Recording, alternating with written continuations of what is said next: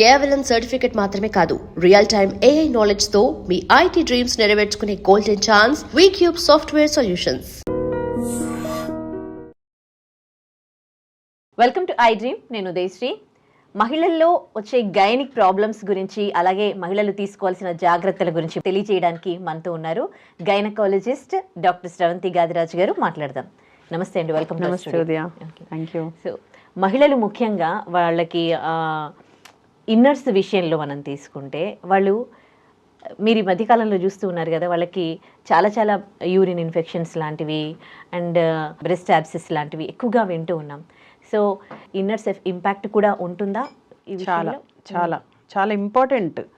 మనం ఇప్పుడు చూస్తే పిల్లలు అంటే చిన్నపిల్లలు 9 years నుంచే మెచ్యూర్ అయిపోతున్నారు కదా. ఇప్పుడు స్కూల్స్లో అండ్ స్పెషల్గా ఓరియంటేషన్ ప్రోగ్రామ్స్ పెడుతున్నారు స్కూల్స్లో. అంటే before getting in to maturation, అంటే సెకండరీ సెక్షువల్ క్యారెక్టర్స్ అంటాం. బ్రెస్ట్ డెవలప్మెంట్, పీరియడ్స్ రావడము, హెయిర్ ఉంటుంది కదా, ప్యూబిక్ హెయిర్, అలాగే యాక్సిలరీ హెయిర్, వీటి గురించి తప్పకుండా తెలుసుకోవాలి. ఎందుకంటే వీటి వల్ల ఇన్ఫెక్షన్స్ సంథింగ్, ఇప్పుడు మీరు ఏదైతే అనుకుంటున్నారో వైట్ డిశ్చార్జ్ల నుంచి బ్రెస్ట్లో సిస్ట్లు అంటున్నారు, యాబ్సెస్లో, ఇవన్నీ కూడా రిలేటెడే. సో తప్పకుండా ఇన్నర్ వేర్కి మనము ఇంపార్టెన్స్ ఇవ్వాలి. ఎస్పెషల్లీ పేరెంట్స్ చిన్నప్పటి నుంచి, అంటే వీళ్ళు కూడా ఏంటంటే తెలియక, అంటే ముందే పిల్లలకి చెప్పాలి అని అంటే ఆ సిగ్గు, అందులో మన సాంప్రదాయం ఏంటంటే ఎలాంటి ఎలా మాట్లాడుకుంటాము, పిల్లలతో ఎలా మాట్లాడతాము అంటే. ఈవెన్ ఇప్పటికీ కూడా చాలా ప్లేసెస్ లో పీరియడ్స్ గురించి మెన్ ముందు ఎప్పుడు డిస్కస్ అసలు ఆడోళ్ళే మాట్లాడుకోరు. అందులో చిన్న పిల్లలతో చెప్పాలి అంటే తల్లి కూడా హెసిటేట్ చేస్తుంది. నేను డాక్టర్ గారు ఇట్లా అండి మా పాపకంటే మీరు ఎందుకు చెప్పట్లేదండి అంటే, అరే పాపతో ఎలా మాట్లాడతానండి అంటారు. అంటే మన దాంట్లో ఇంకా బిడియము, సిగ్గు అనే వాటి వల్ల చెప్పలేకపోతున్నారు. బట్ మనం బయటికి రావాలి, ఇవి చెప్పాలి, పిల్లలకి నేర్పించాలి. మనం చాలాసార్లు మెన్స్ట్రువల్ హైజీన్ గురించి మాట్లాడుకుంటున్నాం అండ్ పర్సనల్ హైజీన్ గురించి మాట్లాడుకుంటున్నాం. అట్లనే ఈ ఇన్నర్ వేర్స్ అంటే ఏంటి, ఎన్నిసార్లు మార్చాలి, ఎప్పుడెప్పుడు మార్చాలి, ఎటువంటి మెటీరియల్ యూజ్ చేయాలి, ఎవ్రీథింగ్ ఈజ్ హ్యావింగ్ డెఫినెట్గా సిగ్నిఫికెన్స్. ఆ సిగ్నిఫికెన్స్ ఎలా ఉంటుంది అంటే again it is related to health only. ఇది మనం ఏంటంటే ఆ షేప్స్ అవి కాదు, that is okay, shape out అవుతుంది అవన్నీ ఓకే, బట్ మనం హెల్త్ వైజ్ మాట్లాడుకోవాలి ఇన్నర్స్ గురించి మాట్లాడేటప్పుడు. యా. సో ఇన్నర్స్ విషయానికి వస్తే ఒక డేలో ఎన్ని అవర్స్ మనము ఇన్నర్స్ వేసుకోవచ్చు? అండ్ మెయిన్గా ఆడవాళ్ళు నైట్లో ఇన్నర్స్ వేసుకోవద్దు అని అంటారు, అంటే వేసుకోవాలా వేసుకోవద్దా? ఫస్ట్ మనం ప్యాంటీస్ గురించి కొద్దాం. ఇన్నర్స్ అంటే ఫస్ట్ ప్యాంటీస్ గురించి, తర్వాత బ్రాస్ గురించి మాట్లాడుకోవచ్చు. ప్యాంటీస్ విషయానికి వస్తే యూజువల్గా మనం ఎప్పుడు కాటన్ అంటాం. అంటే యూజర్ ఫ్రెండ్లీ, అంటే మన స్కిన్ కి ఫ్రెండ్లీగా ఉండే మెటీరియల్ యూజ్ చేసుకోవాలి. పైన మనం ఏది వేసుకున్నా మీరు చూస్తే మన స్కిన్ కి కొన్ని పడవు, అలర్జీస్ వస్తాయి, రెడ్నెస్ వస్తాయి. చాలా మంది పిల్లలకు కూడా, పసిపిల్లలకు కూడా మనం ఒకసారి వాష్ చేసేస్తాం. ఎందుకు అంటే గార్మెంట్స్ అన్నీ అందరికీ సెట్ కావు. సో అన్నిటికంటే ఫ్రెండ్లీ ఏంటంటే కాటన్. కాటన్ అనేది ఏంటి, పాతకాలం నుంచి వచ్చిన సాంప్రదాయం. మన Indian culture is pure cotton, khadi cotton. అది కూడా అంటే అలాంటి మెటీరియల్స్ సాఫ్ట్గా ఉండేవి, స్కిన్కి ఇబ్బంది లేకుండా మెటీరియల్స్ యూజ్ చేయాలి ఫస్ట్ ఆఫ్ ఆల్. అంటే ఫస్ట్ వాళ్ళు చిన్నప్పటి నుంచి మనం ఇప్పుడు డైపర్స్ అనేవి ఎక్కువ వాడేస్తున్నాం చిన్నప్పుడు, అంటే ఇప్పుడు ఉండే పసిపిల్లలకి. సో వాటి వల్ల ఎక్కువ డైపర్ ర్యాషెస్ వస్తున్నాయి. మేము అక్కడ కూడా ఏం చెప్తాము అంటే రెగ్యులర్గా కాకుండా, అంటే ఎప్పుడు బయటికి వెళ్ళేటప్పుడు వాడిన మామూలు టైంలో కాటన్, పాతకాలంలో ఏంటి జస్ట్ ఒక చిన్న గోచిల్లాయి కట్టి ముద్దుగా కట్టుకునే వాళ్ళం కదా, పాత క్లాతులు తీసి, అలాంటివి వాడమంటున్నాం ఇప్పుడు కూడా. Don't use nylon or regular fabric, అంటే రకరకాల ఫ్యాబ్రిక్స్ వచ్చేసినాయి. సో అవి కాకుండా పిల్లలు మెచ్యూర్ అయినప్పటి నుంచి మనం అండర్వేర్స్ చాలా జాగ్రత్తగా చెప్పాలి. సో ప్యాంటీస్ విషయంకి వస్తే first of all comfortable material choose చేసుకోమని చెప్పాలి. తర్వాత వాళ్ళకి ఇప్పుడు మనకి స్కూల్స్కి వెళ్తారు, స్కూల్స్కి వెళ్ళినప్పుడు మినిమం 8 hours to 10 hours ఉండిపోతారు. సో మార్చలేం, అందువల్లనే కంఫర్టబుల్గా ఉండాలి, అలాగే రెగ్యులర్గా మార్చేస్తూ ఉండాలి. ఇప్పుడు సంవత్సరానికి ఒకసారి మార్చడం కాదు, అట్లీస్ట్ 3 monthsకో 6 monthsకో. అంటే 6 months అంటే బాగుంది, అంటే మంచి మెటీరియల్ హై క్వాలిటీ అంటే ఒక 6 months వరకు వాడుకోవచ్చు. లేదంటే every 3 monthsకి మార్చేస్తే బెటర్ అంటాం. ఎవ్రీడే అయితే మినిమం ఒకటైతే మార్చాల్సిందే. పొద్దున పూట అంతా ఒకటి వేసుకోవాలి. నైట్ టైమ్స్ ఏంటంటే నైట్ టైమ్స్ ఇప్పుడు ఆఫీసెస్ ఉంటాయి, కొంతమందికి నైట్ ట్రావెల్ ఉంటుంది, అప్పుడు ప్యాంటీస్ వేసుకోవాల్సింది, వేరే దారలేదు. ఇన్ కేస్ ఇంట్లో ఉంటున్నారు, ఇంటికి వచ్చేస్తాం కదా fresh, better not to wear the inners.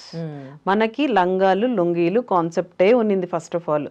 అవి ఎందుకు అని అంటే ప్రైవేట్ పార్ట్స్కి ఎప్పుడు ఏరేషన్ ఉండాలి, అంటే డ్రై అవ్వాలి, అంటే గాలి తగలాలి. ఎప్పుడు ఇది వేస్తే ఏమవుతుంది అంటే మాయిశ్చరైజర్, అంటే తడి ఉండిపోతుంది. తడి ఈజ్ ఆల్వేస్ బ్యాక్టీరియాని వైరస్ని గ్రో చేస్తుంది. అందుకని డ్రై అవ్వడానికి మీరు చూస్తే పిల్లలకి పౌడర్లు వేస్తామా, మనము చంకల్లో వేస్తాము, గ్రాయిన్స్లో వేస్తాము, ఎందుకంటే డ్రై చేయడానికి ఇదంతా కూడా. సో అందుకని డ్రైగా ఉండడానికి నైట్ టైమ్స్ వేసుకోకుండా ఉంటేనే బెటర్. అది డ్రైగా ఉంచుకోవాలి అని అంటారు. ఓకే, అంటే వాష్రూమ్కి వెళ్ళినప్పుడు కొంతమంది ఏమో అంటే జస్ట్ టిష్యూ యూజ్ చేస్తే చాలు అంటారు, ఫ్లష్ కూడా వాష్ చేసుకొని తుడుచుకోవాలి. ఓకే, వాష్ చేసుకొని టిష్యూస్ యూస్ చేసుకోవాలి, డ్రై చేసుకోవాలి, అది బెస్ట్. ఎందుకంటే డైరెక్ట్గా యూరిన్ని తుడవడం అంటే మళ్ళీ మనది అక్కడే ఉంచుతున్నాం కదా. సో మనం ఎప్పుడు ఏంటంటే మనకైతే ఈజీ, ఇప్పుడు ఫారిన్ కంట్రీస్లో అసలు వాటర్ కాన్సెప్టే లేదు వాళ్ళకి, అన్ని టిష్యూసే యూజ్ చేస్తారు. సో దట్ ఈస్ ఫైన్, వాళ్ళది. మనకేంటంటే ఒక్కసారి వాష్ చేసుకొని తుడుచుకోమని చెప్తుంటాము. బట్ ఈవెన్ దో ఒక వాష్ చేసుకోలేకపోయినా టిష్యూ తోటి తుడచడం అనేది పిల్లలకి కూడా చిన్నప్పటి నుంచి అలవాటు చేసుకోవాలి. డ్రైగా పెట్టుకోండి ప్రైవేట్ పార్ట్స్. అందుకని నైట్ టైమ్స్ ప్యాంటీ వేసుకోకుండా ఉండడమే ఉత్తమం. మార్నింగ్ టైం కూడా వీలైతే 2 మార్చచ్చు, బట్ అంత మ్యాండేటరీ కాదు. అంటే వైట్ డిశ్చార్జ్లు ఇట్లా కొంతమందికి ఉంటాయి, పీరియడ్స్లో ఉండే వాళ్ళకైతే మనం చెప్తాం ఎవ్రీ 6 అవర్స్కి మార్చమని. మామూలు వాళ్ళకైతే ఒక డేలో మార్నింగ్ వేసుకుంటే ఈవినింగ్ వరకు ఆ panty is okay. But compulsory wash చేసిందే వేసుకోవాలి. అదే ప్యాంటీస్ వాడేస్తారు హాస్టల్స్ లో ఉండే పిల్లలు, ఉతకడానికి కష్టము అని, లేకపోతే యాక్సెస్ ఉండదు కదా అందరికి, ఉతుక్కోవడానికి టైం ఉండదో, పిల్లలకి వాషింగ్ మెషిన్స్ ఉండవు, వాళ్ళు వెంటనే మళ్ళీ పక్క రోజు మగ పిల్లలు ఎస్పెషల్లీ వేసుకుంటారు. తప్పది ఒక్కసారి యూజ్, ఎందుకంటే మోస్ట్ అన్హైజీన్ ఏరియా మనది inner parts, private parts. So డెఫినెట్గా మనం వాష్ చేసుకోవాల్సిందే. 2 అవర్స్ వేసుకున్నా, 3 అవర్స్ వేసుకున్నా, నేను ఇప్పుడే వేసుకున్నాను తీసేసాను అంటే వద్దు. ఒకసారి ఎక్స్పోజ్ అయిపోయింది, అన్ని ఆ బ్యాక్టీరియాకి ఎక్స్పోజ్ అయిపోయింది కాబట్టి నెక్స్ట్ వాష్ చేసుకోవాలి. సో వాషింగ్ విషయంకి వస్తే ఏంటి, రెగ్యులర్ వాషింగ్ అయితే సరిపోతుంది నార్మల్గా. అలా కాకుండా కొంతమందికి ఎక్కువ వైట్ డిశ్చార్జ్ అంటే క్యాండిడ్ ఇన్ఫెక్షన్స్ అట్లా ఉంటాయి. వాళ్ళు బెటర్ టు వేడి నీళ్ళల్లోనూ, లేకపోతే పించ్ ఆఫ్ సాల్ట్ వేసిన వాటర్లోనూ, లేదా పించ్ ఆఫ్ డెటాల్ వేసిన వాటర్లోనూ వాష్ చేసుకోవాలి అవన్నీ కూడా. అండ్ వీటిల్ని వేరే బట్టలతో కలపకూడదు ఫస్ట్ ఆఫ్ ఆల్. అదేంటంటే అన్నిటిలో వేసేసి ఉతుకుతారు, అది కూడా రాంగ్. ఇన్నర్స్ ని సపరేట్ గానే ఉతుక్కోవాలి, మామూలు బట్టలతో ఉంచొద్దు. ఈ ఇన్ఫెక్షన్ అన్నిటికీ అవుతూ ఉంటుంది, అది ఒకటి very important point. Vagina pimples కూడా వస్తూ ఉంటాయి కదా, ఎందుకు వస్తాయి అవి? ఇవే ఇన్ఫెక్షన్స్ కదా, ఈ ప్రాపర్ హైజీన్ మెయింటైన్ చేయక. అంటే వేసిన గార్మెంట్స్ వేసుకోవడము, సరిగ్గా ఉతుక్కోకపోవడము, లేకపోతే మిగతా వాళ్ళకి ఇంట్లో వేరే వాళ్ళకి ఇన్ఫెక్షన్ ఉంది, అదే బట్టలతో ఉతికేస్తే వీళ్ళకి ఇన్ఫెక్షన్ వచ్చే అవసరం ఉంది. సో అట్లా కాకుండా కొంతమందికి షుగర్ ఉంటుంది, కొంతమందికి థైరాయిడ్స్ ఉంటాయి, కొంతమందికి వేరే సెక్షువల్లీ ట్రాన్స్మిటెడ్ డిసీజెస్ ఉంటాయి. సో వీళ్ళందరివి కూడా ఎప్పుడు సపరేట్గానే ఉతుక్కోవాలి, ఒకళ్ళది అంటకూడదు. అందుకని టవల్స్ కూడా ఎవరి టవల్ వాళ్ళు ఉంచుకోమంటాం, సోప్స్ కూడా ఎవరి సోప్ వాళ్ళకు ఉంచుకోమంటాం. అండ్ ఇంకొకటి ఏంటంటే ఆ ఏరియాని సోప్తో వాష్ చేసుకోవచ్చు అంటారు, వేసుకోవచ్చు, తప్పేం లేదు. కాకపోతే ఎప్పుడు కూడా గాఢమైన సోప్స్ అంటారు కదా, వెరీ కాన్సన్ట్రేటెడ్ సోప్స్ ఎప్పుడు సున్నితమైన ఏరియాస్లో పెట్టకూడదు, సెన్సిటివ్ ఏరియాస్ ఇవి. సో సోప్ పెట్టకుండా వామ్ వాటర్తో కడుక్కోవడం ఉత్తమం. లేదు నాకు కొంచెం ఇబ్బందిగా ఉంది, ఏదో అంత బాగాలేదు అంటే లిటిల్ సోప్ ఎక్కువ పెట్టేసేసి మరి ఎక్కువ వాటిని వాష్ చేయడం అనేది కరెక్ట్ కాదు. ఈ మధ్య కాలంలో అందరూ చాలా కాలం నుంచి జీన్స్లే ఎక్కువగా వాడుతూ ఉన్నారు కదా, సో దీని వల్ల కూడా ఏమైనా ఇబ్బంది ఉంటుంది? చాలా ఇబ్బంది ఉంటుంది. మనం ఇప్పుడు మాట్లాడుకునేదంతా అదే, ఏరేషన్, గాలి అనేది ఉండాలి. చీరల్లో వాటిల్లో మనకి ఆ ప్రాబ్లం ఉండదు. ఇప్పుడు జీన్స్లో కూడా ఏంటంటే ఎక్కువ వీళ్ళు టైమింగ్ ఎక్కువ, అంటే 6 అవర్స్ 7 అవర్స్ కాదు, 10 అవర్స్ 12 అవర్స్, నైట్ టైం కూడా అలాగే పడిపోతారు, అంటే బెడ్ మీద టైం ఉండదు మార్చుకోవడానికి, అలసిపోయి ఉంటారు. So that is also wrong. Jeans వల్ల చాలా ఇబ్బందులు ఉంటున్నాయి, వెజనల్ ఇన్ఫెక్షన్స్ ఎక్కువ వస్తున్నాయి, టైట్ ఉంటుంది, రక్త ప్రసరణ కూడా ఉండదు వేసుకోవడం వల్ల. సో అది కూడా దానిలోపనే స్మెల్ వచ్చేస్తూ ఉంటాయి, అండ్ మళ్ళీ యూరిన్ చేస్తారు, తడిగా ఉంటాయి, మళ్ళీ అవే బట్టలు వేసుకుంటారు. ఆ తడి కూడా మనకి ఇరిటేటింగ్ థింగ్స్. సో జీన్స్ వల్ల ఇప్పుడు ఇన్ఫెక్షన్ రేట్ అయితే చాలా ఎక్కువైందని కూడా చెప్పాలి. ఓకే, సో ప్యాంటీస్ గురించి మాట్లాడుకున్నాం కదా, ప్యాంటీస్ లో మనం ఇంకోటి మాట్లాడాలి ఉదయ. ఇప్పుడు లైనర్స్ అని వచ్చినాయి, ప్యాంటీ లైనర్స్. వైట్ డిశ్చార్జ్ వాళ్ళకి సపరేట్ గా లక్కీగా మార్కెట్ లో ప్యాంటీ లైనర్స్ అని వచ్చినాయి. Use that. ఆ వైట్ డిశ్చార్జ్ ని ఆ ప్యాంటీస్ అంతా అంటి ఆ లోకల్ ఇన్ఫెక్షన్ లేకుండా హ్యాపీగా you can use panty liners. That will keep the area dry ఉంచుతుంది, అలాగే హైజీనిక్ కూడా ఉంచుతుంది. ఎవ్రీడే యూజ్ చేయాలి. Of course. మామూలు ప్యాడ్స్ అయితే మనకి ర్యాషెస్ అంటే కొంచెం ఇబ్బంది ఉంటుంది, లైనర్స్ తోటి ఇబ్బంది లేదు. సో నేను అదే సజెస్ట్ చేస్తాను. కాలేజెస్కి వెళ్తుంటారు పాపం, ఇబ్బంది ఉంటుంది. ఈవెన్ వాళ్ళు వాష్రూమ్కి వెళ్ళి వచ్చినా కూడా కొంచెం డ్రై మెయింటైన్ చేస్తుంది. సో నేను మదర్స్కి చెప్తున్నాను, ప్యాంటీ లైనర్స్ ఉన్నాయండి, మంచి కంపెనీ, బట్ ఏదో తక్కువ కంపెనీస్ అయితే వద్దు, అసలు better not to use. Cotton ఎలాగ ఇంపార్టెంటో ఈ లైనర్స్ కూడా బయోడిగ్రేడబుల్ అంటారు, అంటే న్యాచురల్ గా అవి మట్టిలో కలిసిపోయే వాటిల్నే వాడాలి, అంటే వాటిలో ప్లాస్టిక్ శాతం ఉండదు. అలాంటి వాటిని చూస్ చేసుకొని వాడాలి. ప్యాంటీస్ అయినా లేకపోతే ఈ ప్యాడ్స్ అయినా కూడా, ఈవెన్ నార్మల్ ప్యాడ్స్ కూడా బయోడిగ్రేడబుల్ ప్యాడ్స్ వాడమని సలహా ఇవ్వాలి మనం. లైనర్స్ కూడా అలాంటివే దొరుకుతాయి. కొంతమంది పిల్లలకి ఏంటంటే సెక్షువల్లీ యాక్టివ్, అంటే ఇప్పుడిప్పుడే టీనేజర్స్, వీళ్ళకి వైట్ డిశ్చార్జ్ ఎక్కువ ఉంటుంది. ఎందుకంటే that is not a infection, that is a healthy one. But కొంతమందికి హార్మోనల్ ప్రభావం వల్ల వాళ్ళు కూరుకునే వెట్ అయిపోతూ ఉంటుంది, స్టిక్కీగా చిరాగ్గా ఉంటుంది కదా, వాళ్ళకి ప్యాంటీ లైనర్స్ వాడమని చెప్పొచ్చు.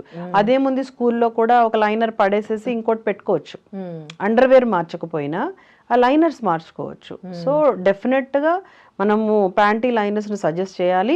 అలాగే పీరియడ్స్ అప్పుడు ప్యాడ్స్ని కూడా బయోడిగ్రేడబుల్ ప్యాడ్స్ని సజెస్ట్ చేయాలి. ఓకే, ఆ ప్యాడ్స్ కూడా ఎన్ని అవర్స్ పెట్టుకోవచ్చు అండి?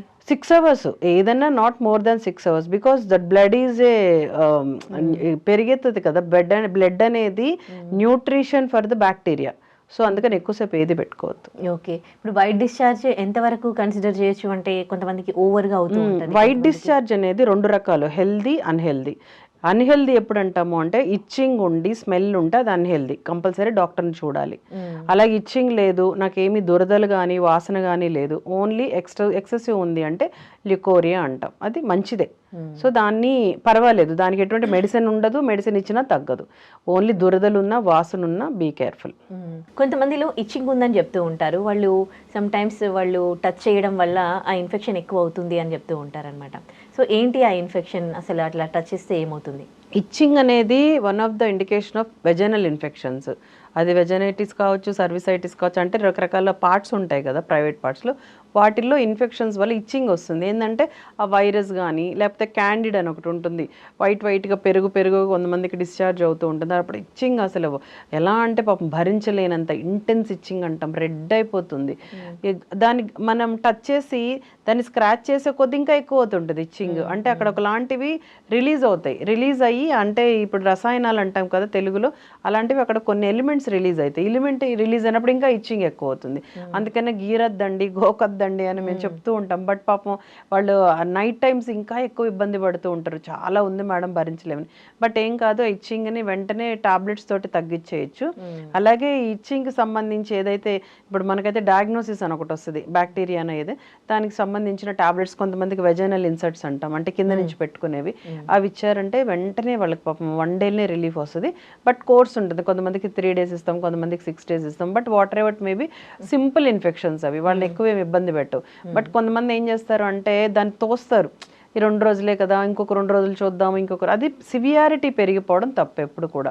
సో ఏదన్నా ఇలాంటి ఇచ్చింగ్ ఉంది, స్మెల్ వస్తుంటుంది, నీసు వాసన వస్తుంటుంది, ఇలాంటివి ఉన్నప్పుడు ఇమీడియట్గా డాక్టర్ దగ్గరికి వెళ్ళిపోతే ఎర్లీగా ట్రీట్ చేసేసుకోవచ్చు. That is very important. ముఖ్యంగా టీనేజ్ పిల్లలకు మీరు ఇచ్చే సజెషన్స్ ఏంటి ఈ విషయంలో? ఈ విషయంలో టీనేజ్ వాళ్ళకి తొందరగా ఇన్ఫెక్షన్స్ రావమ్మా, ఎందుకంటే సెక్షువల్లీ యాక్టివ్ అయ్యే వరకు ఇన్ఫెక్షన్స్ ఉండవు.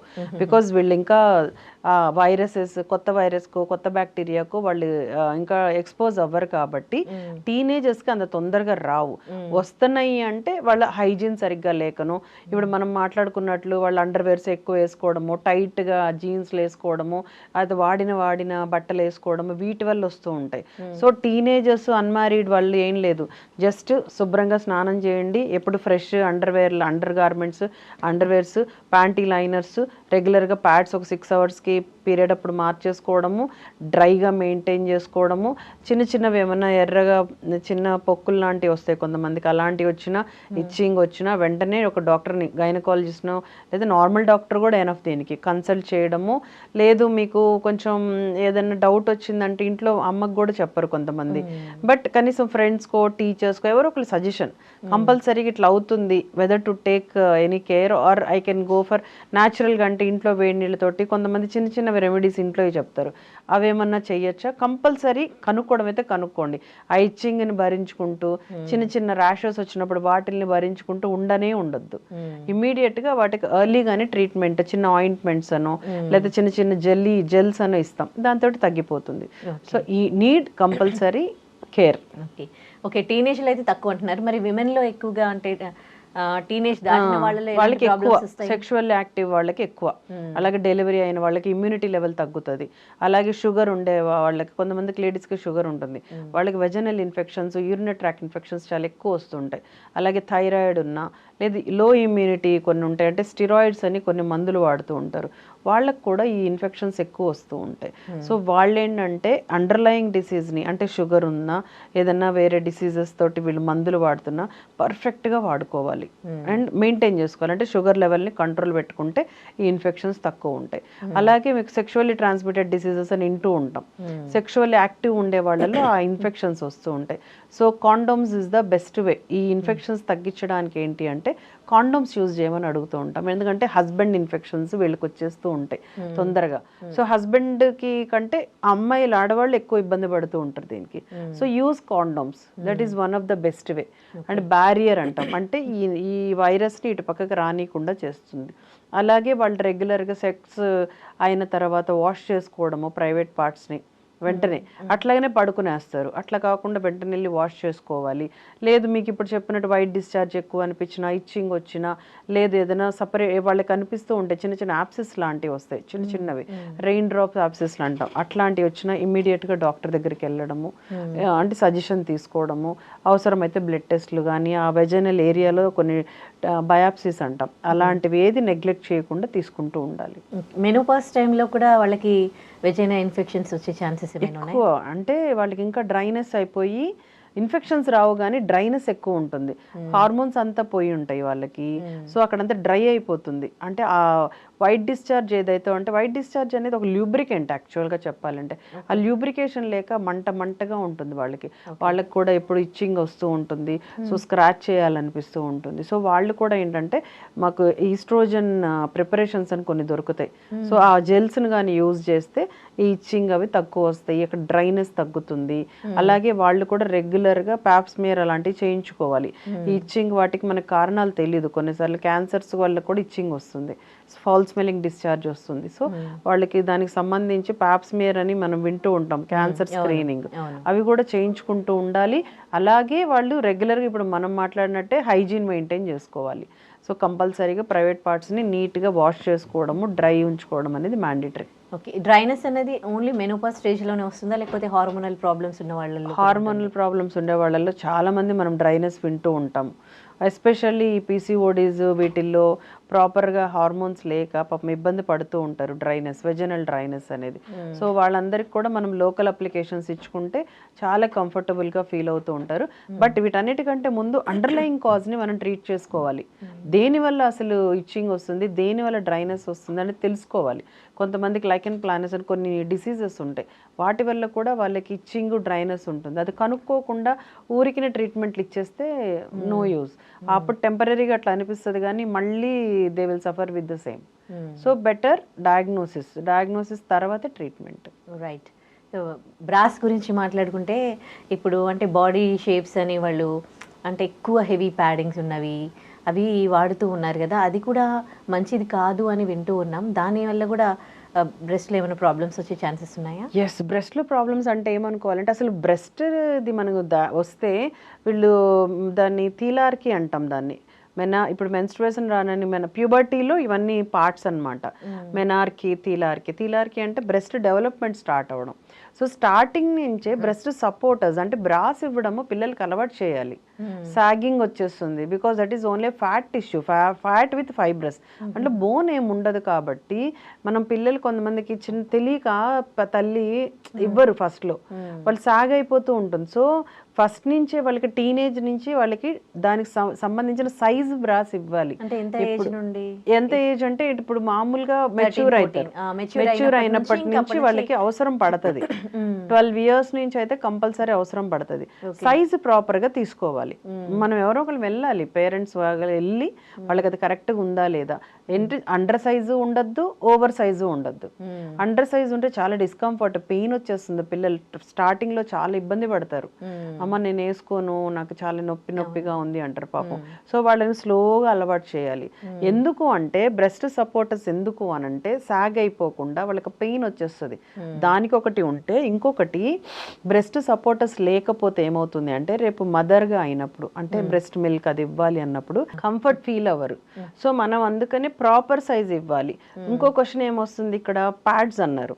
ప్యాడ్స్ అనేది no problem, padding is okay, ఎంత ప్యాడింగ్ అయినా ఓకే. అందులో స్పాంజ్ ఉంటుంది, అది ఆ హీట్ వల్ల కూడా బ్రెస్ట్ లో ప్రాబ్లమ్స్ వస్తాయి అని విన్నాను. No, not at all. Padding వల్ల ఏం కాదు. Sponge is like just fabric లో కదా, మనకి కాటన్ స్పాంజెస్ ఉంటాయి. బట్ వాట్ ఎవర్ లోపల ఉన్న బయట మాత్రం లేయర్ వచ్చేసేసి ఇవే ఉంటాయి కదా. సో దానివల్ల అస్సలు మీకు ప్రాబ్లం అయితే ఏం ఉండదు. బట్ అండర్ అంటే టైట్ బ్రాస్ మాత్రం వేయకూడదు. బ్లడ్ సప్లై ఉండదు. బ్లడ్ సప్లై ఉండకుండా ఇప్పుడు కొంతమంది కాన్సెప్ట్ ఏంటంటే సిస్ట్లు డెవలప్ అవుతాయి, గడ్డలు డెవలప్ అవుతాయి అని ఒక కాన్సెప్ట్ ఉంది, బ్లడ్ సప్లై సరిగ్గా లేక. బట్ ఎంతవరకు అనేది ఇంకా ప్రూవ్ కాలేదు. కానీ ఎప్పుడు కూడా టైట్ బ్రాస్ వేయకూడదు. అలాగే ప్రొలాంగ్ అంటే రోజంతా వేసుకోవద్దు, ఆఫీస్ స్కూల్ అంతవరకు. నైట్ కంపల్సరీ తీసేసుకోవాలి. అట్లీస్ట్ లూజన్ అయినా చేయండి. అట్లనే పడుకుంటారు పిల్లలు. బ్లడ్ సప్లై ఎట్లా అవుతుంది? దట్ ఈస్ ఎలాస్టిక్ బ్యాండ్ కదా, ఎలాస్టిక్ బ్యాండ్ లాంటిది కదా. సో అదంతా కూడా ఆ ఏరియానంతా కూడా బ్లడ్ సప్లై లేకుండా చేస్తుంది.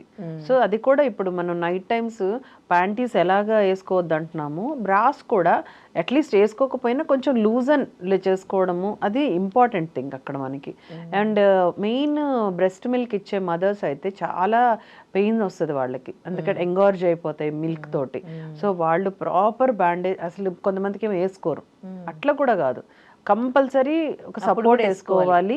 బట్ ప్రాపర్ సపోర్ట్ ఉంటే బెటర్. ప్రాపర్ సపోర్ట్ అంటే లూజ్ అన్ని వదిలేయద్దు, అట్లనే అసలు టైట్ గా కూడా వేసుకోకూడదు. ఓకే. సో అలాగే బ్రెస్ట్ యాబ్సిస్ అంటారు కదా, అంటే బ్రెస్ట్ లో సిస్ట్లు అవి రావడానికి రీజన్ ఏంటి? అవి కొన్ని జెనెటికల్, అంటే లాట్ ఆఫ్ ద థింగ్స్ అంటే జెనెటికల్, అంటే ఎక్కడో మన ఫ్యామిలీలో ఎక్కడో ఉండుంటుంది, దానివల్ల వస్తుంటాయి. బ్రెస్ట్ క్యాన్సర్స్లో కూడా మెయిన్ జెనెటికల్లే కాజే ఉంటుంది. బ్రెస్ట్ క్యాన్సర్స్ కాకుండా నాన్ క్యాన్సరస్ గడ్డలు చాలా ఉంటాయి, ఫైబ్రోమాస్ అంటాం. అంటే బ్రెస్ట్ మౌస్ అంటాం. ఇది చిన్న చిన్న గడ్డలు బ్రెస్ట్లో అట్లా కదులుతూ ఉంటాయి, లూజ్గా కదులుతూ ఉంటాయి. అవి నాన్ క్యాన్సరస్, అంటే మ్యాలిగ్నెన్సీ, అంటే క్యాన్సర్ కాదు. బట్ అవి పెరుగుతాయి. వాటిలో ఏంటంటే ఒకలాంటి ఫైబ్రస్ మెటీరియల్ ఉంటుంది, అంటే పీచు లాంటి మెటీరియల్ ఒక ఉండలా తయారయ్యి.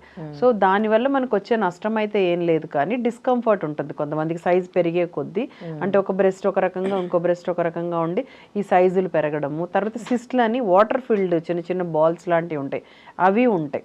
సో వాటి వల్ల మనకు వచ్చేదంటే టెన్షన్ పడాల్సిన అవసరం లేదు. కానీ డిస్కంఫర్ట్ ఉన్నా, అంటే పెయిన్ ఉన్నా, లేకపోతే దానివల్ల ఏదో లాగుతుంది మేడం నాకు, గుచ్చుతుంది అంటారు, అలాంటి వాటప్పుడు వాటికి కొంచెం ట్రీట్మెంట్స్ ఉంటాయి, విటమిన్ ఈ బేస్డ్ కొన్ని ట్రీట్మెంట్లు ఇస్తాము. So that is not an issue, వాటికి భయపడాల్సిన అవసరం లేదు. బట్ కొంతమందికి వస్తూ ఉంటాయి. యాప్సిస్ అనేది వేరు. బ్రెస్ట్ యాప్సిస్ అనేది చీముతో నిండిన గడ్డలు అవి. కొంతమందికి పాలిచ్చే తల్లులు పాలు అలాగే ఉండిపోయింది అనుకోండి, అదంతా కూడా చీముగా కన్వర్ట్ అవుతుంది. Because you know milk is a good, అది పెరగడానికి కారణం, బ్యాక్టీరియా గ్రోత్కి బాగా ఫేవర్ చేస్తుంది, అందుకని యాప్సిస్ ఫామ్ అయితే. అలాగే కొంతమందికి ఇన్ఫెక్ట్ అయ్యి మాస్టైటిస్ అంటాం, బ్రెస్ట్ అంతా ఇన్ఫెక్ట్ అయిపోతుంది, దానివల్ల రెడ్నెస్ వచ్చేసి నొప్పి ఉంటుంది. ఇవన్నీ చిన్న చిన్న ఇన్ఫెక్షన్స్. వాటిని చిన్న యాంటీబయాటిక్స్ తోటి, లేదు యాప్సిస్ని చిన్న ఘాటు పెట్టామనుకోండి, ఆ పస్ అంతా బయటకు వచ్చేస్తుంది. సో అలాంటి చిన్న చిన్న ట్రీట్మెంట్లతోటి ట్రీట్ చేసేయచ్చు. ఈ వింటర్ సీజన్లో బాగా విపరీతంగా డ్రై అయిపోయి ఒక్కోసారి మనకి అక్కడ కట్ అయినట్టు కూడా అవుతూ ఉంటుంది, క్రాక్స్ వస్తాయి, నిపుల్ క్రాక్స్ అంటాం. అది కూడా అంతే, మాయిశ్చరైజర్స్ వాడాలి. నిపుల్ క్రాక్స్ అనేది మోస్ట్లీ బ్రెస్ట్ ఫీడింగ్ మదర్స్ లో చూస్తాం. వాళ్ళలో పాపం వాళ్ళు ఆ బేబీ చేసి అంత క్రాక్ వచ్చేస్తుంది. సో వాళ్ళందరికీ అంటే సపరేట్ క్రీమ్స్ ఇస్తాం. ఈ వీళ్ళకి కూడా అన్మ్యారీడ్స్ కూడా మనం క్రాక్స్ అనేవి చూస్తూ ఉంటాం, అంటే నాన్ ప్రెగ్నెంట్ వాళ్ళకి కూడా. So better to use moisturisers. అంటే స్కిన్ ఎక్కడైనా పగిలిపోతూ ఉంటుంది, బికాజ్ వింటర్ సీజన్లో ఏమవుతుంది అంటే డ్రై అయిపోతుంది, స్కిన్ అయిపోయి అలాగా వాటికి ఏం లేదు, ఇంట్లో దొరికే చిన్న చిన్నవి కూడా రెమెడీస్ చెప్తాం. నెయ్యి లాంటిదో వెన్న లాంటిదో లేకపోతే కొబ్బరి నూనె అప్లై చేయండి అని, నిపిల్ కేర్ అని దానికి సపరేట్ క్రీమ్స్, వాటిని వాడితే వెంటనే సొల్యూషన్ బాగుంటుంది, తగ్గిపోతే తొందరగా. ఒక్కోసారి అన్వాంటెడ్ హెయిర్ కూడా కొంతమందిలో వస్తూ ఉంటుంది కదా, సో వాళ్ళకి ఇంకా హెయిర్ పోవడానికి ఏం రెమెడీ లేదా? పర్మనెంట్ రెమెడీ అంటే ఉన్నాయి, ఇప్పుడు వచ్చినాయి లేజర్స్ అవి వచ్చేసినాయి, మంచిగా పర్మనెంట్ చేసుకోవచ్చు. బట్ ప్రాపర్ ఎప్పుడు కూడా ఏంటంటే మంచి ఇన్స్టిట్యూట్, అవి మంచి మెషినరీ ఉండాలి. ఏదేదో మెషినరీలో ఉంటే కొన్నిసార్లు బర్న్ అయిపోతుంది. సో అలా కాకుండా అది సర్టిఫైడ్ ప్లేసెస్కే వెళ్ళాలి ఎప్పుడు కూడా. అలాంటి దగ్గరే అన్వాంటెడ్ హెయిర్ చేయించుకోవాలి. అండ్ ఇంకొకటి, pubic hair is not a unwanted hair, axillary hair is not a unwanted hair. అది అసలు యాక్చువల్గా కూడా ఒక సెక్షువల్ క్యారెక్టర్లో అదొకటి కూడా సెకండరీ సెక్షువల్ క్యారెక్టర్లో క్యారెక్టర్. కాకపోతే హైజీన్ ఈజ్ మోర్ ఇంపార్టెంట్ కాబట్టి ఎప్పటికప్పుడు క్లీన్ చేసుకుంటూ ఉంటే అవి మళ్ళీ గ్రో అవుతూ ఉంటే మనకు ప్రొటెక్షన్ ఇస్తూ ఉంటాయి. రైట్. దీంట్లో ఇంకో విషయం ఏంటంటే, ప్యూబిక్ హెయిర్, నేను యాక్సిలర్ హెయిర్ గురించి మాట్లాడుతున్నాను కదా, అది తీయాలా లేదా అనేది చాలా మందికి డౌట్. తీసుకుంటే ఏంటి, తీయకపోతే ఏంటని. కంపల్సరీ తీసుకుంటూ ఉండాలి రెగ్యులర్గా, అంటే పీరియాడికల్గా. అంటే ఓవర్గా పెరిగిపోతూ ఉంటే అదొక మళ్ళీ అన్హైజీన్ కదా హెయిర్ అనేది. సో తీసుకుంటూ ఉండాలి. తీసుకుంటూ ఉండడంలో మళ్ళీ డౌట్స్ ఉంటాయి. మేము ఈ హెయిర్ రిమూవర్స్ వాడచ్చా, రేజర్స్ వాడచ్చా, వ్యాక్సింగ్ చేయొచ్చా అని అడుగుతూ ఉంటారు. యూజువల్గా ఏంటంటే ఏదన్నా కూడా ఇన్ఫెక్షన్ లేకుండా చేసుకోవాలి, హర్ట్ కాకుండా చేసుకోవాలి. రేజర్స్ అది కూడా మంచి రేజర్స్ అయితే వాడాలి. అండ్ హెయిర్ రిమూవర్స్, మామూలు స్కిన్ రిమూవర్స్ చాలా వరకు సెన్సిటివ్ ఏరియా అది.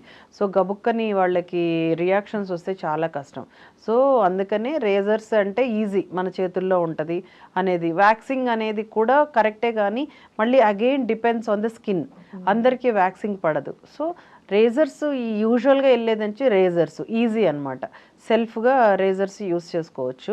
బట్ ఏదన్నా కూడా రెండు areas, the 2 areas like pelvic area కానీ యాక్సిలరీ ఏరియా కానీ చాలా సెన్సిటివ్, స్కిన్ సెన్సిటివ్ ఉంటుంది కాబట్టి బీ కేర్ఫుల్. సో ఫస్ట్ పిల్లలు కొత్తగా స్టార్ట్ చేసేటప్పుడు పిల్లలకి కొంచెం మానిటర్ చేసుకుంటూ ఉండాలి mother.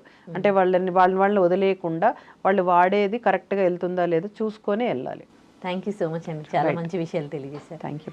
And for more videos, Please subscribe to iDream. Please subscribe to iDream. Please subscribe iDream. And please subscribe to iDream. For more videos, subscribe to iDream. please like, share and subscribe to the channel. Congratulations, iDream.